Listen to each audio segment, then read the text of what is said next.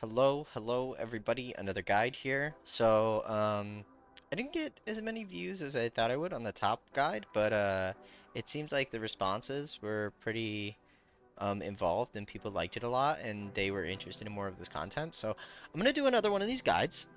This one obviously is going to be macro. As I said previously, it takes a little bit longer for me to put these together because I do have to go through and verify and make sure that all of the information I'm giving to you guys is correct. I check that against, several masters and challenger players that I know. I check that against a lot of other masters and challenger content out there. My own experience in high level, League of Legends, I decently high, right? I'm not playing in challenger yet. Hopefully, maybe one day. Um, but without further ado, please like, subscribe, comment, and we'll get into it. So, starting with wave management. Managing waves is the primary way you set up for any good macro play in League of Legends. Waves provide XP, gold, a barrier to skill shots if you're pushing up a wave, they apply pressure, and they provide vision. So, obviously, if someone's trying to fight you in a wave, it's going to be a lot harder to fight you because you can dodge skill shots. A lot of stuff can be blocked by minions. Um, Being around minions gives you XP, collecting minions gives you gold. It applies pressure on the map, and it provides vision to know that you're safe, right? Now, with that being said, we're going to talk through this. So, let's make it really basic, right? So, let's say that we have a minion wave here, right? It's pushing up, and we have a minion wave here, and it's pushing up. And then let's say that our third minion wave is here, right? Maybe we have towers, maybe we don't, right? Let's say that for this example, we have no towers. So our towers all at the first tier are gone, right? So here we can assume that there's a relative safety in this area because of the fact that no one has come out to collect these waves. Now, it's not guaranteed, but we can walk up through where the minions have already secured, vision in the lane, and we can go over and start warding in different areas and securing this part of the map so that we can initiate pressuring out, right? And heading towards the enemy base, right? Here, it's a different story, right? Because if our minion wave is only here and this wave has only traveled through here, really relative safety is here, right? I mean, you could draw a diagonal line and say this, but even in here, it's somewhat uncertain. But over in this area, anything up in here, I would be extremely cautious and very, very careful. Now, a lot of you might be saying like, okay, that's great, but how does that relate to macro? Well, like it says here, managing waves is the primary way you set up for any macro play in League. So when you can get waves pushed out, right? For example, let's say that we want to play for Baron and we're playing on blue side, right? If we push out waves all the way to both of the tier 2s, that forces the enemy to respond here, the enemy to respond here. Let's say we see 3 people on the map, we're 5 in the jungle. We now can go secure vision everywhere in this jungle prepping for this Baron because we know that there's 3 people responding here or here, and there's no way we're going to lose a 5v2, right? Ideally, right? There's always the crazy instance where maybe you do, but without the waves being shoved up in this state, it's very hard for us to get into this jungle and start securing this area. And the reason being is because our vision line, let's say that the waves, rather than being pushed up, let's say the waves are here, right? Here are our waves, and they're still pushing up. In this instance, we only have vision secured to this line. So potentially there could be 5 people over here in this river. There could be 5 people in this river. There could be 5 people waiting to jump us right here. There could be 5 people over here. Now I understand that that's a little bit of a hyperbole. Maybe that's an extreme. But you have to look at it and make the assumption that you're not completely safe, because the truth is you might not be completely safe, right? Turn down the music just a little bit here. Might be a little loud. So with that, this is kind of the primary thing that you want to think about with macro. It's always great. I mean, if there's like 4th Drake spawning, maybe sometimes you got to make a crazy play and run for it. But outside of something crazy like that happening, ignoring your minion waves to go run to objectives or to go run to try and take towers without your minion waves prepped and without your minion waves up at the tower or shoved up to help you provide, vision so then you can rotate over, you're going to end up in a lot of bad situations where your macro doesn't work out if you don't prep your waves, right? The primary way you want to prep a wave is you want to push a wave to or past whatever it is you're trying to go for. So if we're trying to get dragon, we want to be shoved up probably to mid tier tower minimum, tier 2 tower even better. Same thing for baron, right? Applying that pressure across the map forces at least one person to come rotate and respond, and if they don't rotate and respond, they lose all that XP and gold to a tower. All right, so we'll kind of move on here. The next thing we're going to talk about is towers. So when we're talking about towers, first thing to go over is first tower is 625 gold. First tower, if it's not the first tower taken in the game, is 325 gold. Second tower is 700 gold. And inhib towers are 400 gold. So what does that mean? Well, taking towers, most importantly, opens up the ability to move vision up and control to bigger portions of the map. This applies pressure, excuse me, to secure objectives. This is why the mid-tier tower is the most important tower. So a lot of people would say, okay, why is mid-tier tower the most important tower? Well, let's break it down. If we take the top tower, right, it opens up this quadrant of the map, right? And if we take the bot tier tower, it opens up this quadrant of the map, right? It creates an instance where we can go in through here, maybe through here, and we can start applying vision and pressure. Same through here, and we can start applying pressure. That's great. The reason why the mid-tier tower is the most important is because if mid tower is down, now you have access here, you have access here, you have access here, here, here, and here, right? And frankly, it just gives you more of an ability to control these two quadrants on the map, and it gives you the ability to pressure mid and then respond quicker and have a tempo advantage on any jungle camps that are spawning that your team might be wanting to go for in terms of neutral objectives. So that is why the mid tier 1 is the most important tower in the game. That is something to keep in mind, right? That is also the reason why after the side lane tower falls, that's why your two bot laners usually rotate mid, is because this is the next important tower they want to have, and it gives your support access to the mid lane, and once your support has access to the mid lane, support can then roam and start controlling vision in all of these key areas in the jungle, which then helps your team secure the objectives. That is why bot lanes rotate mid in the mid game. That is part of the reason, right? There's also the fortification on towers, things of that nature. I go over that more in other videos. Now, if that's the case, then the question is, okay, in terms of macro objectives, why is it important that we understand the value of towers? Well, the reason why it's important that we understand the value of towers is because we need to be able to gauge what they're worth. If second Drake is spawning, right, and the team already has their first Drake, right, but you have an opportunity to go get a tier 2 and a tier 1 in a side lane and maybe a mid-tier tower. It is okay to give up this second Drake, don't go, and collect these 3 towers instead. Because overall, you may be giving up the second Drake, which is around 450 gold worth of stats, right? And then you look at that, and that's 450 gold on 5 people, right? So you're looking at somewhere around, well, we could do really, exact math. Could be 250, I think, unless I'm crazy. Um, but, right, so that's the total amount of gold that the enemy team is getting. But if we collect these 3 tier towers, right, and let's say, one of them is, maybe it's not first tower, but let's say that one of them is, right, that's 625, then we're going to get another 325, that's 950, and then we're going to get 700, right, so that's 1600 gold. So, yes, we gave the second Drake, but really, instead of contesting for second Drake, if we didn't get there on time to contest for second Drake, now rather than being, completely behind in this instance, we're now only, 650 gold behind, right? We're neutralizing our, like, losses in this case. Now, Like I said, the most important thing to know about towers is not necessarily the gold they give. I mean, that's great, especially if you're a side laner and you're pushing.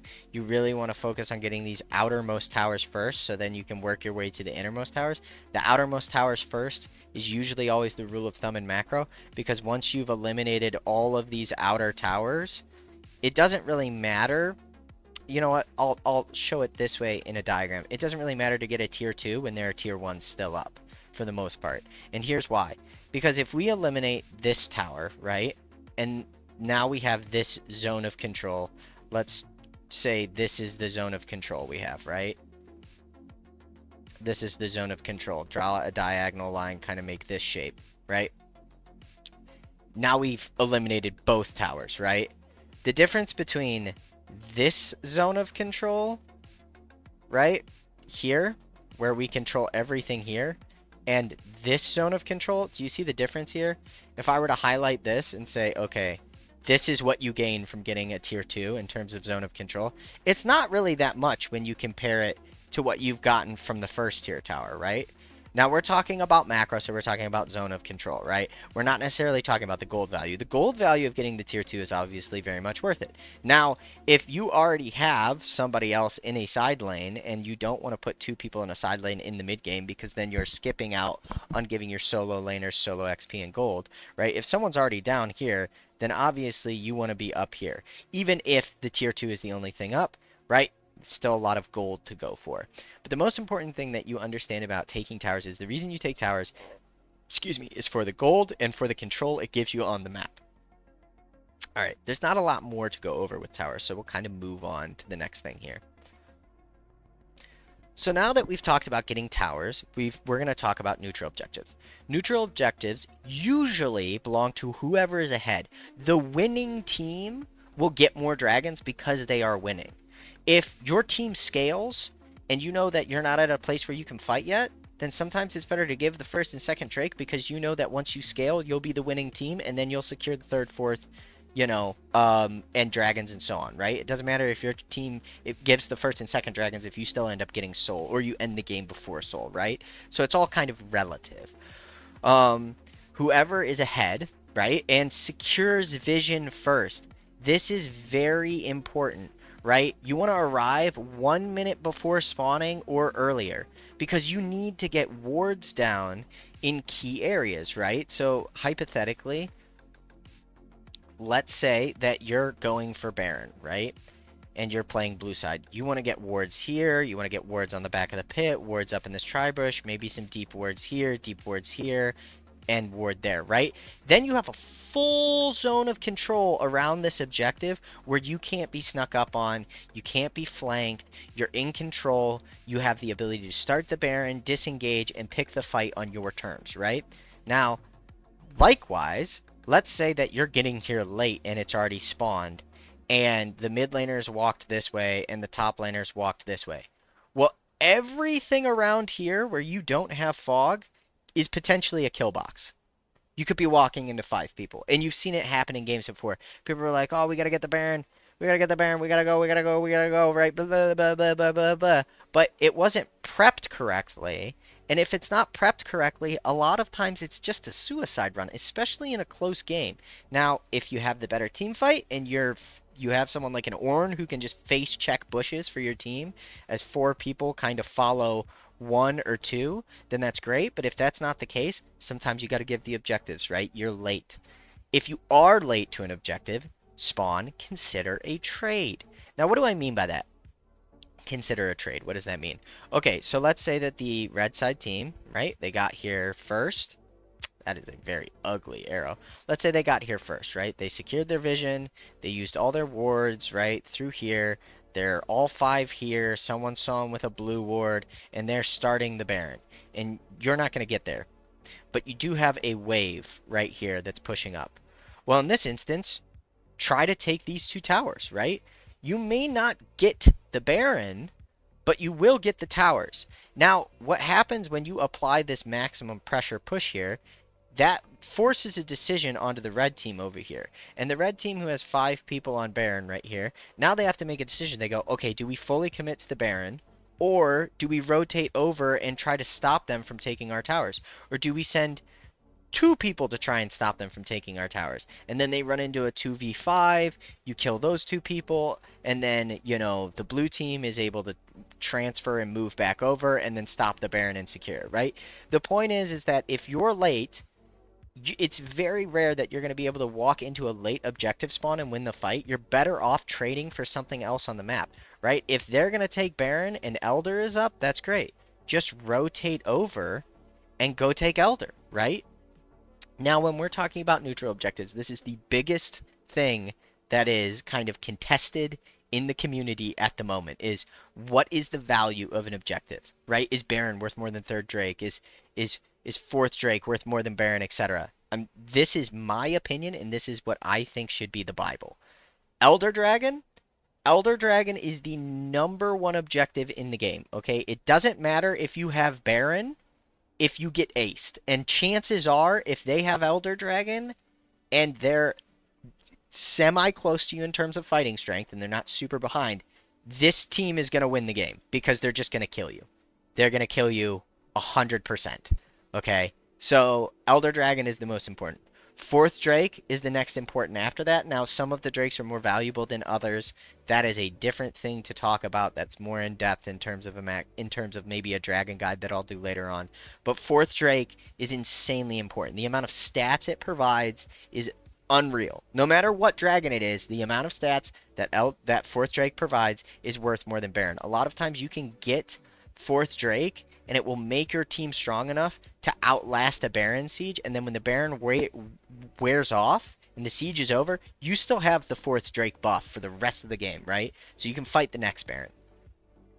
Baron is more important than third Drake. Why is Baron more important than fourth Drake? Seems kind of crazy, right? If fourth Drake's more important than Baron, then how could third Dragon be less important than Baron, right? Excuse me, I may have misspoke earlier. Third Dragon not as important as Baron. How can Baron be more important than third Drake? Well, look at it this way. Let's say that you're giving up third Drake because you're going to take Baron. Okay, you get Baron. Okay, so then you're going to reset off the map. And then they're going to reset off the map. And they have third Drake, but remember, third Drake is only, or a dragon is only about 450 gold worth of stats, give or take, right? Across 5 people, right? So we're talking 250, right? Whatever. Now let's say that you take this Baron buff, and you take 2 tier 2 towers, and you take an inhibitor tower, and you take maybe a third tier 2 tower, right? At that point, you're talking about 2,500 gold, plus an incredible amount of control over all of these areas on the map now for the rest of the game, where you have no contest in terms of controlling these areas because they have no towers that they can rely on to safely get out of their base without getting jumped in the fog of war, right? So, that is why Baron is more important than third Drake. If you can get Baron and you can execute a good macro play across the map to take towers, it is going to get you more gold and it is going to help you end the game faster than third Drake. Now, here's the really, really hotly debated one among junglers and among everybody else. I could give you all of the reasons for X or Y or, oh, in this composition it's better or in that composition is better. What is best is just to give you the statistics. These are the statistics as of Season 14, since Void Grubs were introduced. One dragon is better than 5 Void Grubs. One dragon wins 52% of the time, 5 Void Grubs 48% of the time, okay? 6 Void Grubs is better than 1 dragon. With 6 Void Grubs, you win 54% of the time, which means that the opposite side of that is that the 1 dragon is 46% win rate, right? In this instance.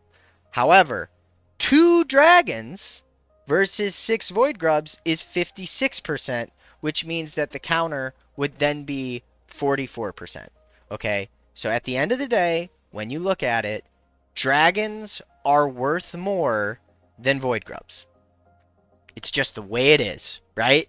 Now, maybe that's because if you're able to play for dragons, it means you already have a bot lane and draft that is, able to initiate priority and a mid lane that's already able to initiate priority. So you have 2 out of 3 winning lanes.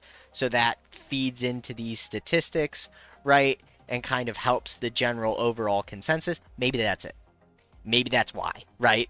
All I'm saying is, based on the statistics currently in the game, dragons win more games than void grubs, okay? That's just the way it is.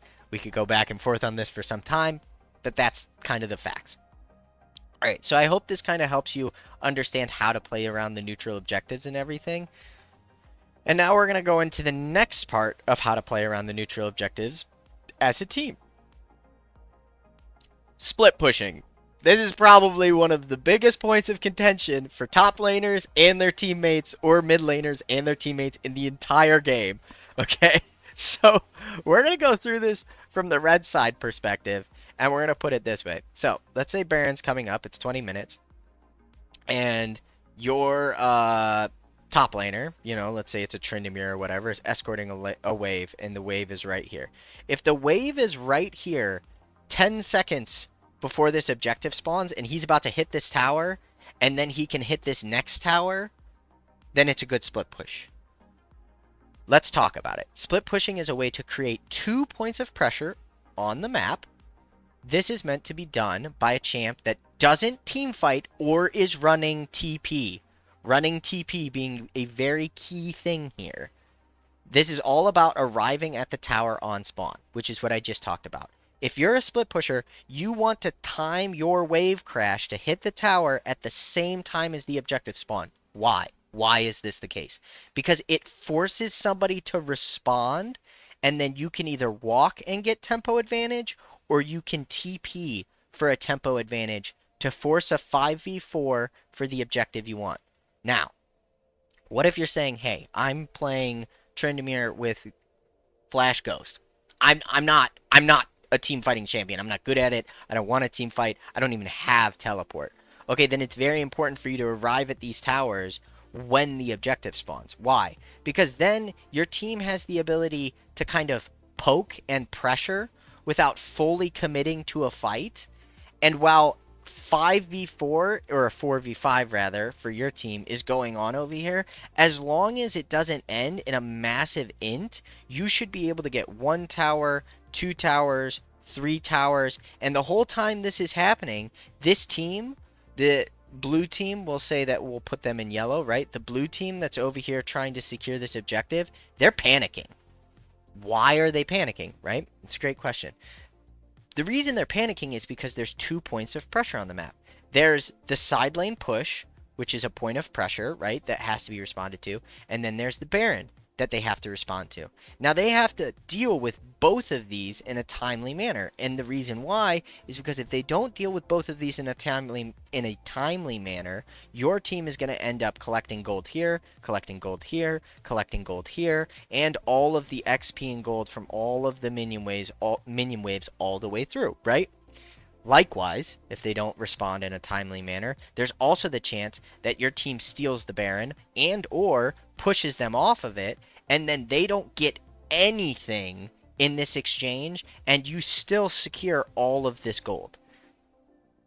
If you're a split pusher, and your team is walking to Baron, and their team is walking to Baron, and you're walking out to split push a lane, and the wave is here, it's too late.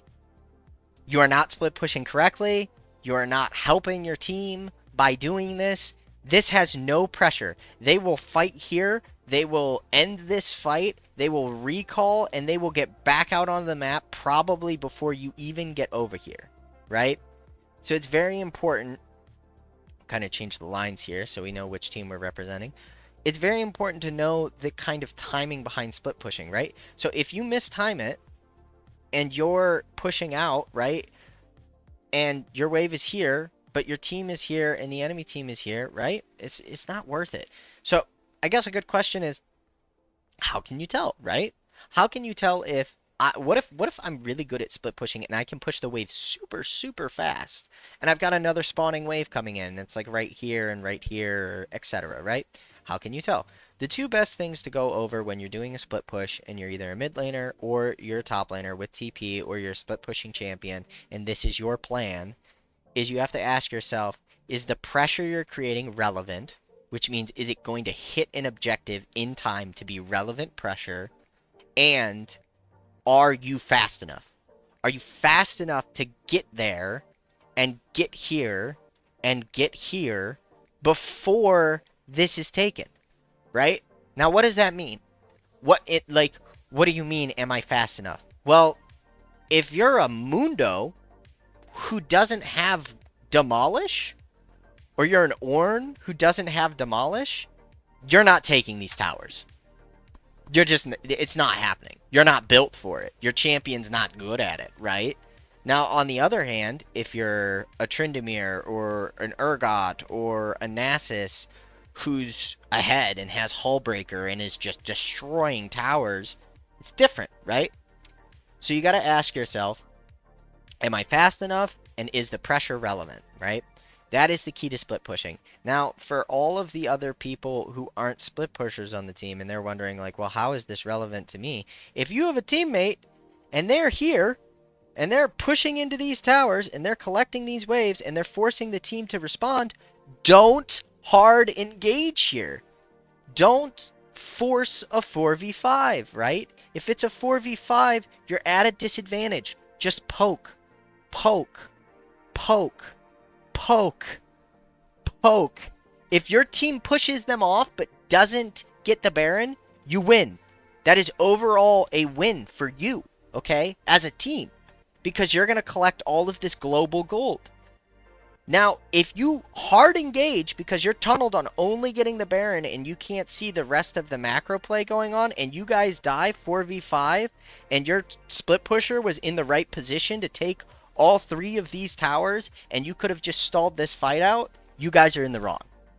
You can't blame this person for creating 2 points of pressure and playing correctly, especially if they had TP and they communicated that they would TP if the fight started breaking out, right? Like, you got to read the map, or you just poke until the TP comes through, and then when the TP comes through, then you push for a full engage, right? So I've kind of gone on and on and on here in a more of a long-winded rant about split pushing specifically, but we'll move on here and we'll go to kind of the next section. So talked about this briefly. Talked about team fighting around neutral objectives. This isn't necessarily macro. This is kind of a different point. But it's important to macro that you understand what your team has in draft. So let's talk about this. Let's do a little quiz here. When we look at this team, right, and we look at this team, what do you see? Because when I look at this team down here, I see a lot of CC. I see a massive front to back. I see an incredible amount of AoE and zone control, right? So, if we're considering which of these teams is better suited to team fight around a neutral objective, it's 100% this team, right? They're checking all the boxes, right? You've got 2 forms of hard CC here, 1 form of hard CC here, 3 forms of hard CC here, or what does he have? He has a pole, he has a root, and he has a fear, yeah. And then you've got 3 forms of hard CC here. And then if Ornn does his combo correctly, what is that? That's 1 knock-up, 2 knock-up, 3 knock-up, plus his brittle, so like 4 knock-ups here, right? That's a lot of CC. That's pretty freaking scary. And if you're these people, there's no way you're getting on this back line, right? If they're front to backing correctly, you're not touching the carries, right? So they have the team fight advantage. So then how do you play the macro, right? Let's say that, well, first let's read this. I'm sorry, I'm getting ahead of myself. Team fights are all about your composition from the draft and knowing if your team has scaled to execute your composition. So let's say these guys are all really strong and these guys are all really strong. Let's say it's completely fair game. Everybody's level 18, everybody's full build, right? And Elder Dragon spawning. Okay, how do we play this? What is the plan, right? What do we do? Well, first off, when you look at this team, let's identify if we have a split pusher. There isn't one. On this team, do we have a split pusher? Heck yeah, we do. Look at that Garen. He's running all around the map. He's got phase rush. He's got Triforce. He's got, you know, his stride breaker. He's a speedy boy. So we take Garen out of this equation. Let's say he's not here, right? Now it's a 4v5.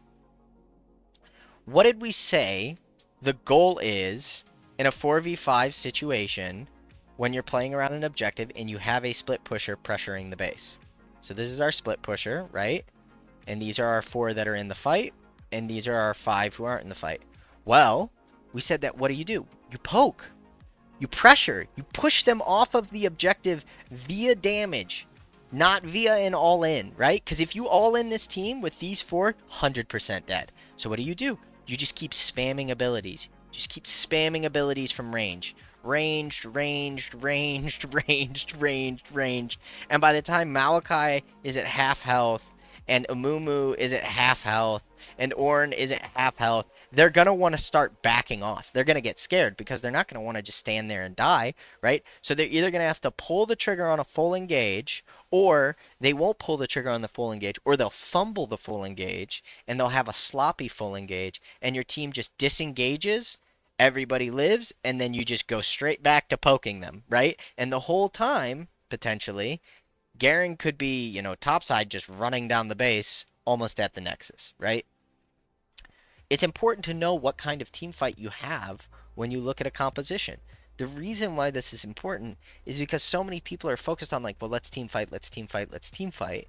And it's like, that's great in a 5v5 situation if you have the same composition. But if you don't have the same composition, sometimes team fighting isn't what you need. What you need is to work around your composition, work around your split pusher, and work around your poke in order to secure neutral objectives. Now, if you can get here 2 minutes, a minute and a half before it spawns, right? Because you have tempo advantage and you can potentially catch the jungler out in a bush or catch the support out in a bush and then make it a 5v4 for yourselves, great.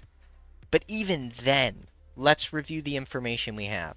Let's say that you go in, all five of you, and you catch Maokai out in a bush here, right? No more Maokai. He's dead. You killed him right there. All right, now you've got wards and everything. The rest of these players, all four, push up through mid lane, and then they come through the river, and they're right here. So you're 5 here, and they're 4 here, and now you're in a fight over this objective. Excuse me. Realistically, you might lose this 5v4 situation if you're even and these people have ults and they play well. And you say, well, how? We have the numbers advantage. Because this team is better suited to the team fight. They have more hard CC. They have more upfront burst damage if they lock somebody down, right? If Amumu Q's on to the Garen and then Ashe ults him and Hui and everybody else just bursts this guy and then Ornn blows his horn and sends it through 3 people in the backline, right? And then Amumu still has his other Q and his ult up. This is a very scary fight overall, especially if you're clumped up in somewhere like the river where you can't space properly to get away from all of that AoE. I'm not saying that that's 100% what would happen, but you got to be able to gauge the skill of the people you're playing with and decide how do you want to execute this. In solo queue, this is very important because, frankly, put it this way.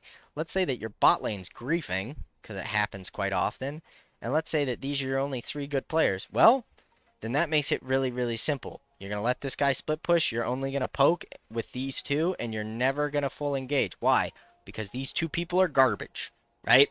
Let's not pretend that in solo queue everybody's going to play perfectly and everything's going to go perfectly, because we know it doesn't, right? So with that in mind, we have to be able to kind of adapt our strategies. Now, when we're talking about this overall, I will be quite honest with you. I'm going to go back just a little bit and just highlight one area that we talked about earlier in the spirit of when we're talking about solo queue, and it's around neutral objectives in this point right here. If you're late to the objective, if your team is behind, if you're not playing with very good players, if people are flaming each other, if you don't trust your team, if you have the ability to do something on your own in a different situation, in a different place on the map, then trade. Please, please, please, if you don't take anything else away from this video, take this away from this video, okay? If you can't fight for the objective you want, take something else away, right? Because quite often in solo queue, you can't get people to work together well enough to take what you want, right? So you do what you can with what you have, right? Can't focus on all the things you don't have, can't focus on all the teammates you don't have, etc. So, moving on to our last point here, we're going to talk about sieging. Now, it sounds crazy that we're pulling in split pushers again, but let's look at it this way. Now, When do you want to? Well, I'm sorry. I keep getting ahead of myself. I'm so excited to talk about all of this stuff that I just kind of keep ignoring the summaries I put in here. Sieging should be done in a 1-4, 3-2, or 1-3-1 formation based on how strong your team is. Inhibitors early are good to apply a point of pressure if you know the game is almost over. Now, what does that mean, a point of pressure? If we push through bot lane, and we take this inhibitor, now we have super minions. We're big, bulky boys, super strong, and they're going to automatically push this wave for us for a while until that inhibitor respawns. Now, why is that good? Why that's good is because it forces someone from the enemy team to respawn down here and have to stay down here. That automatically gives us a beneficial 5v4 situation at Baron, where now we can focus Baron, and we have something else applying pressure for us without having to expend one of our players down there, right? Now, your split pusher can still go down here, especially if they're running TP, because it's a bigger threat to take the base and end the game, right? We've all seen it where like a Yorick goes uncontested, and they take the entire base and they end the game by themselves in low elo because people aren't paying attention, right? That's the inhibitor thing. If you're not about to do a cross map objective, or you're not about to end the game and you don't need the additional point of pressure, do not take an inhibitor. It gives an insane amount of gold to the enemy team if you're not about to end, because they collect all of this super minion gold and XP, and it can take people who are behind, who have lost lane, it can bring them back into the game completely. An 80 carry sitting in a side lane collecting super minions in base for 2-3 minutes is no joke later on. It will give them a lot of gold and help them hit their item spikes. Now, when we're talking about sieging, what does this mean? What is a 1-4? What is a 3-2? What is a 1-3-1? What this is your ideal situation is when you're sieging a base is to siege from 2 sides, not 3 sides. Now, why do we want to siege from 2 sides? Because if we're sieging from 2 sides, it allows us to ward this area, right? So that way, the enemy team cannot come out and initiate a flank where they can try and get behind any of our players, right? It allows us to protect each other. Now, likewise, if we're playing this way and we have a jungler who's sitting right in here, and then let's say that that's our Nidalee, right? Or, let's say that that's our Amumu, right? Or our Nidalee, whoever, can be either team. But let's say that our jungler is floating around in here. This looks like 3 people, and this looks like 1 person, but at any point, this could be a 4v whatever, this could be a 2v whatever, right? And we have the ability to play interference and pretty much protect our team, which is very important. We want to protect our team during the siege, right? The minions will keep coming. You can keep up a siege for several minutes, especially if you have Baron buff and everything. The problem is when champions die, right? If champions die, the siege is over, right? The minions will keep coming. The champions will not, okay? So you want to protect your team in this situation. So when you're talking about a 1-4, it's either 4 people here or 1 person here. When you're talking about a 3-2, it's either 3 people here or 2 people here.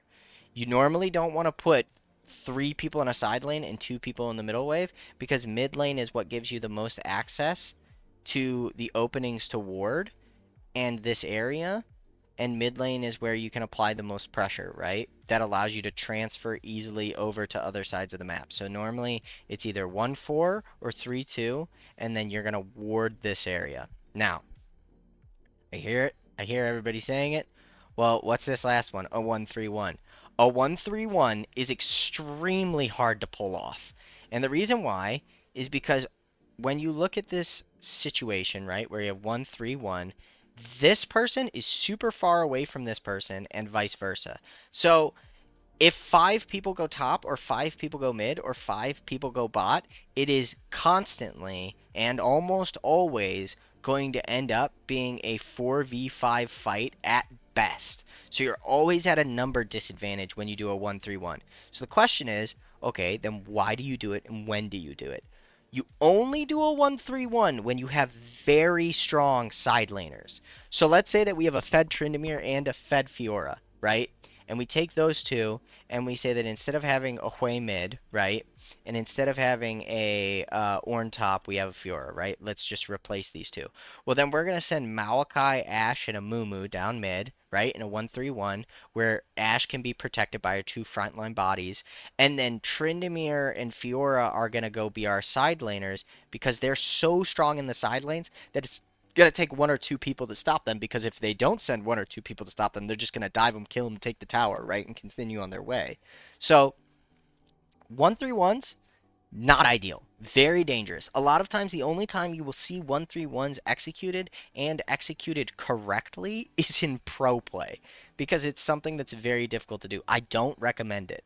When we're talking about solo queue specifically, what you're best off doing is you're best off doing a 1-4 or a 3-2 and then picking a side of the jungle that you want to secure. Ideally, you want to secure the side of the jungle where the next objective is going to be spawning. So if you're pushing and Baron's up in 20 seconds, right? And Dragon isn't up for 2 minutes, well then we should be sieging mid and we should be sieging top, ideally, so that way when we rotate back, we already have this entire area warded and we're ready for the Baron, right? Now, even better, if you've taken an inhibitor earlier, right, and you have a third wave of pressure because of your super minions. But this is kind of the quick synopsis of like how you want to siege when you're ahead.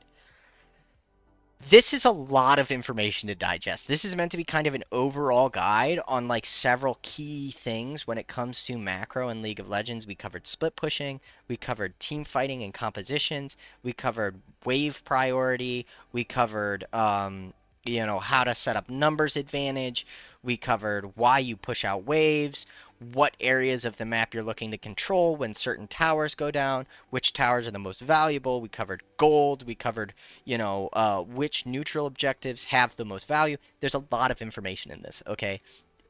Don't try to implement this entire guide all at once. Your brain will explode.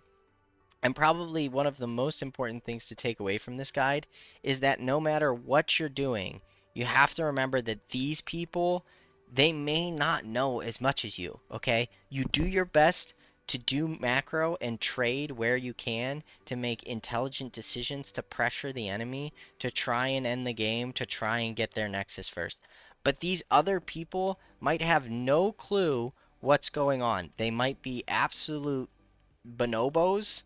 They might be, clueless, and they might get mad at you for playing the game correctly. But at the end of the day, you play the game correctly because it's the right thing to do, and playing the game correctly will help you climb and help you become a better player, right?